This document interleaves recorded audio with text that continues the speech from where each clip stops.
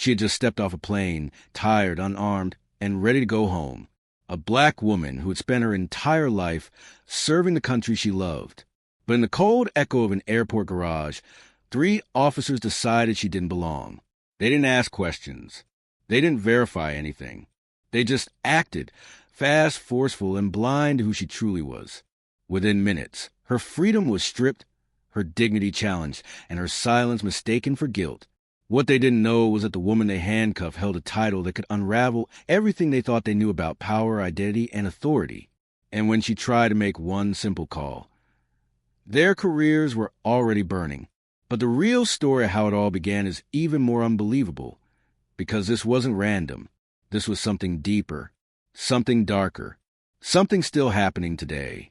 But what led to that moment in the garage? And why did no one listen until it was too late? Veronica has lived most of her life in motion. Air bases, briefing rooms, war rooms, foreign capitals.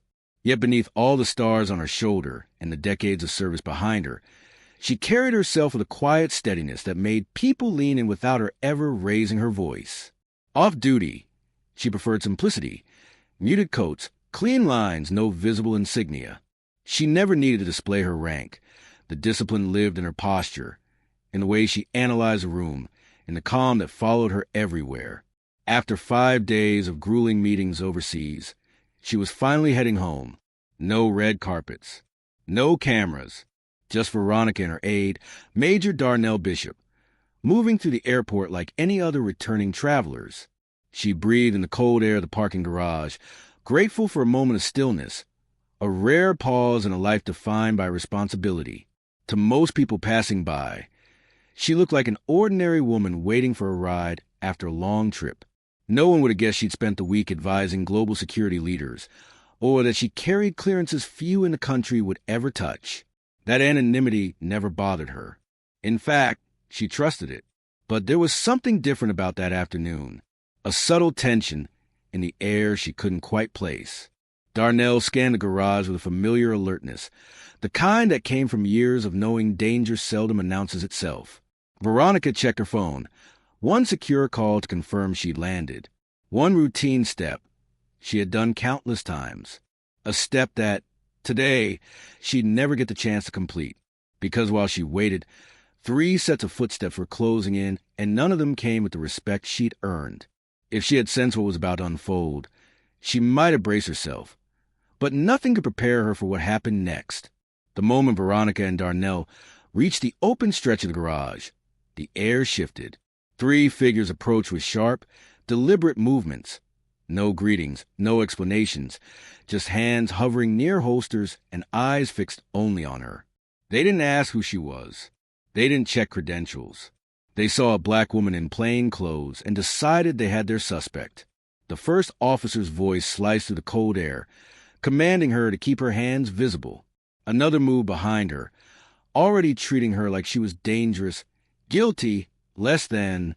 Darnell tried to intervene, his tone steady but urgent, identifying her rank, pleading for a moment, just one moment, of recognition. But they ignored him.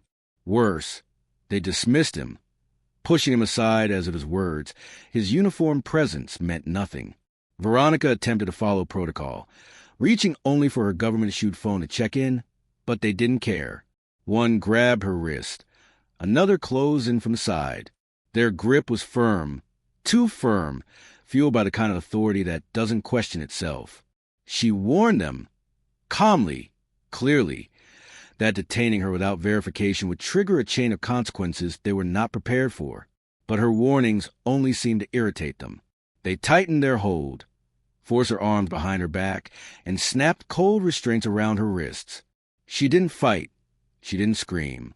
She simply stood there, shoulders squared even as humiliation wrapped around her like the chill in the air. Her phone clattered to the concrete, and one of the officers pocketed it with a smug confidence that made Darnell's face drain of color. They still hadn't bothered to check who she was. They still hadn't read her rights. They still believed they controlled the situation. But Veronica knew better. With her voice just above a whisper, she gave Darnell a single coded instruction, igniting a protocol that would set off alarms far beyond the garage.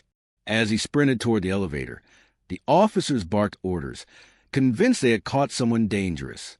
In their eyes, the possibility of her being a respected leader, a woman trusted on international stages, was unthinkable. Minutes dragged like hours as Veronica stood restrained, the cold metal biting into her skin. Her driver arrived, confused.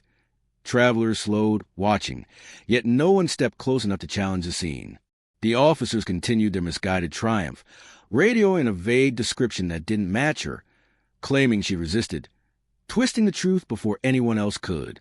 But then the shift began. Their radios crackled with abrupt orders they didn't understand. Sirens, not police but federal, echoed from the far end of the garage. 2 unmarked government vehicles pulled in, doors opening in practiced unison. A civilian official and a uniformed officer stepped out with authority. The 3 officers didn't recognize until it was too late. Their faces drained as the officials approached, not with curiosity, but with certainty. Certainty about who Veronica was and certainty about how wrong this moment had already gone. And yet, the officers still didn't grasp how irreversible their mistake had become. Because the consequences weren't just coming. They were already here.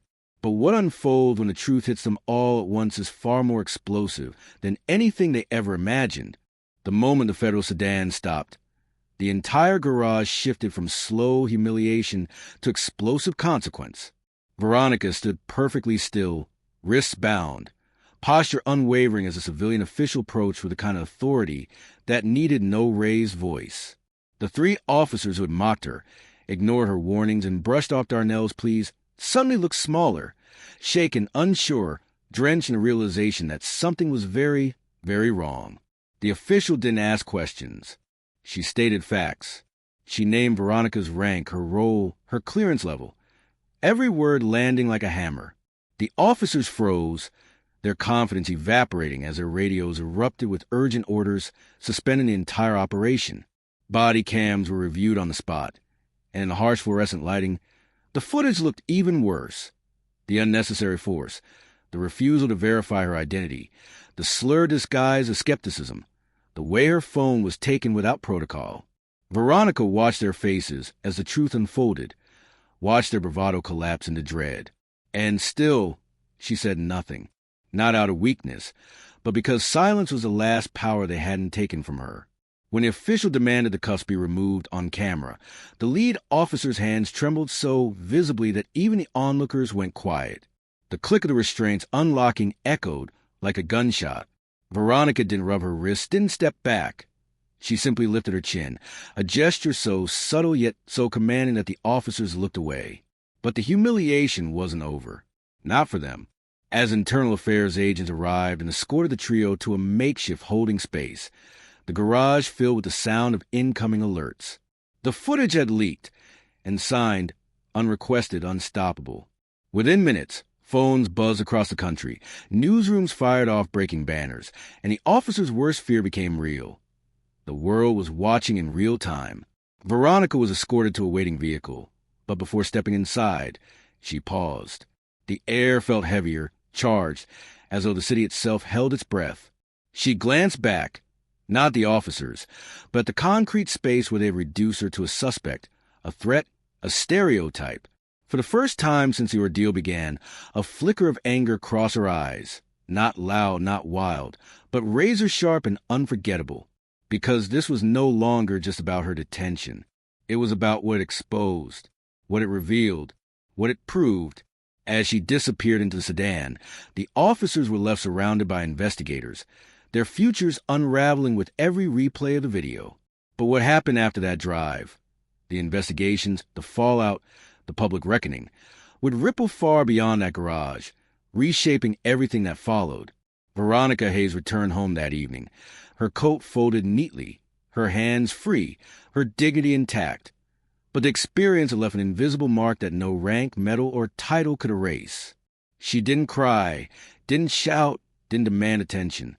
Instead, she documented every detail, every injustice, every assumption that had reduced a 3-star general to a suspect in her own country. In the days that followed, the footage spread like wildfire, forcing a reckoning that went far beyond a single airport garage. Investigations were launched, careers were ended, Policies were questioned, and a nation confronted the uncomfortable truth about how bias can strip authority, respect, and humanity from those it targets. Veronica's calm, deliberate response became a blueprint for resilience, a testament to the power of standing firm against prejudice without losing oneself to anger. But the story wasn't just hers. It was a mirror reflecting countless lives where identity, skin color, or gender still determines who is seen, who is believed, and who is allowed to exist without suspicion. The world watched, and the world could no longer look away. And in the quiet moments, one question lingered, demanding more than an answer. If this had happened to a general, someone trained, respected, and armed with authority, how many others continue to face injustice unseen, unheard, and unchecked?